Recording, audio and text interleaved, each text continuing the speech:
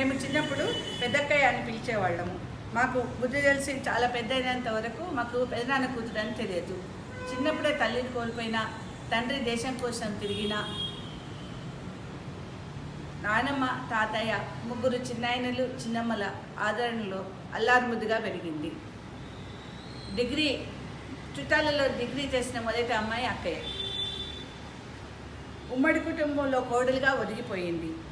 చుట్టాల్లోనే అసాధ్యురాలుగా ముగ్గురు మరదలు ఉమ్మడి కుటుంబాన్ని గడగడలాడించిన చూడమ్మ గారి క్రింద అణుపుగా ఒక్క మాట కూడా తల్లిగారింటికి తేకుండా గడిపింది. అంగబలం అర్ధబలం ఉన్న పుట్టింటి అండ ఉన్నా కూడా 5 పిల్లల పెంపకంలో ముఖ్యంగా కమలమ్మతో మానసిక ఒత్తిడికి గురయ్యింది. ఓర్పుతో సంసారాన్ని గడిపింది. ఇల్లు కాదు విశాలంగా కావాల్సింది మనసు అనడానికి ఉదాహరణ అక్కయ్య. నా విషయంలో ఒక సంఘటన చెప్తాను. మేము ఇరాన్లో ఉన్నప్పుడు గోపిని హైదరాబాద్ సెయింట్ పాల్ స్కూల్లో జాయిన్ చేయాలి. స్కూల్ ఏమో జూన్లో తెరుస్తారు, నేనేమో అక్టోబర్లో ఇండియాకి వస్తాను. వాడిని ఎక్కడ ఉంచాలి?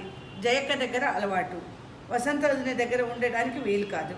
ఏం చేయాలి అన్న సమస్యలో ఉన్నప్పుడు అక్కయ్య, నేను ఉంచుకుంటాను, మా ప్రసాద్తో వాడు స్కూల్కు పోతాడు, వారం రోజులు జయమ్మ ఉండిపోతే వాడే ఇక్కడ అలవాటు అవుతాడు అన్నది. 5 పిల్లలను చూస్తూ కూడా వాడిని ఉంచుకోవడానికి